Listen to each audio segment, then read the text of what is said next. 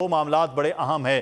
ایک تو اس وقت جو ہے وہ کراچی میں میئرشپ پاکستان پیپلز پارٹی کے پاس آ چکی ہے اور وہ کامیاب ہو چکے ہیں۔ دوسری جانب اس میئرشپ کو اب چیلنج کرنے کی باتیں بھی کی گئی ہیں جماعت اسلامی کی جانب سے، اور پاکستان تحریک انصاف بھی جو بچی کچی ہے وہ بھی اس سے حوالے سے کوئی نہ کوئی بات کرتی نظر آ رہی ہے۔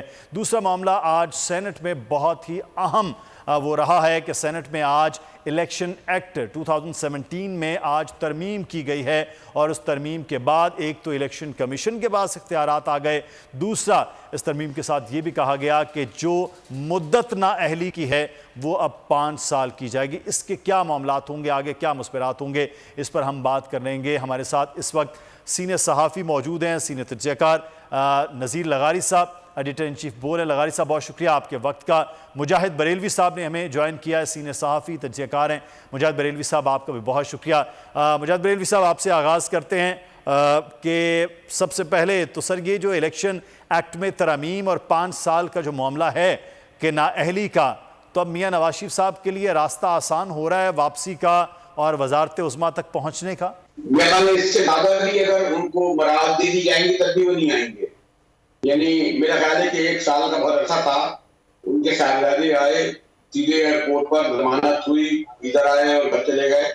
اسحاق ڈار صاحب آپ دیکھیے پتہ نہیں کتنے مکالمات تھے یہاں ان کی جائزہ تک دیکھ گئی تھی، ایئرپورٹ سے آئے، سینیٹر بنے، وزارت خزانہ اٹھایا، بیٹھے ہوئے کیا ہو گیا۔ میاں صاحب کو ایک تو غالباً جو جن سے وہ لڑائی کر کے گئے ہیں وہ ابھی تک ان کو کلیئرنس نہیں ملی ہے۔ پھر آپ نے دیکھا ہوگا کہ میاں صاحب نے کوئی جتنے بڑے قائد تھے کبھی کوئی بہت طویل عرصے کوئی سزا اور قید نہیں بھگتی۔ 99 میں آپ کو یاد ہوگا 99 میں 6-8 ماہ گزرے تو اچھی ٹھیک ٹھاک کیس دی، اور یہ نہیں کہ جو آج کل محمود الرشید اور ہماری اور خواتین کی جیلوں میں گزار رہی ہیں یا پرویز الہی، اور سب کچھ مراد تھیں، اور وہ دیکھیں 10 سال کا پٹا لکھ کے چلے گئے تھے، پھر واپس آئے، پھر یہ جو ہوا دوسری بار شہر کے چلے گئے۔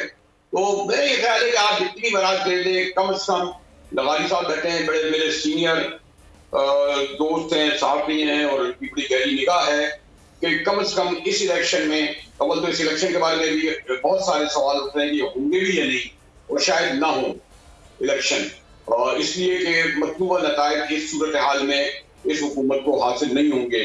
آپ کو بھی علم ہے سندھ تو خیر پارٹی کا ہے، باقی جگہ کیا صورتحال ہے، تو آپ الیکشن کمیشن کہیں یا جتنی بھی آپ کہیں اب تک تراکی ہوئی ہیں، نیٹ کے کیسز پہ ڈرا ہوئے ہیں، اس کے باوجود کوئی سگنل نہیں مل رہا۔ اب سنا ہے فرانس جا رہے ہیں، کہیں اور جا رہے ہیں، میں کہا یہ جو فرانس وغیرہ جاتے ہیں اس کو آپ کو پتا ہے، یہ کہ لغاری صاحب کو پتا ہے، بریلوی صاحب کو جانا پڑتا ہے لندن میں، آپ 6 ماہ کے بعد آپ کو باہر نکلنا پڑتا ہے، غیر معینہ مدت کے لیے نہیں لے پاتے، تو پھر آپ کے دوبارہ آتے ہیں، پھر آپ کا ویزا لگتا ہے۔ تو کوئی وہ کوئی کسی پرائم منسٹر کو غیر معمولی وہ رعایت نہیں دیتے۔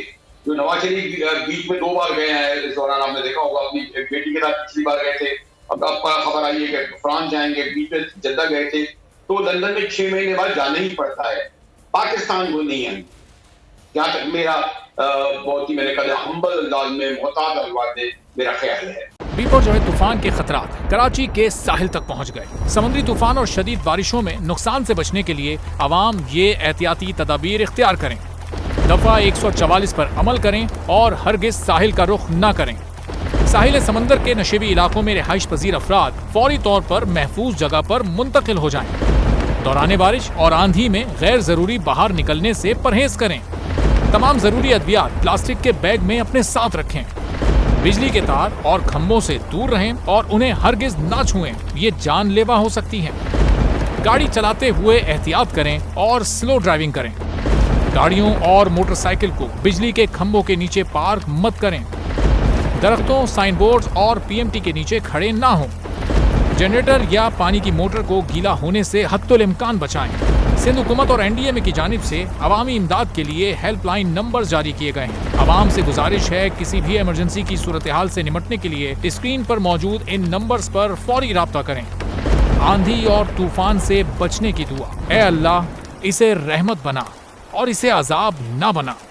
اے اللہ اسے نفع والی ہوا بنا اور نقصان والی ہوا نہ بنا۔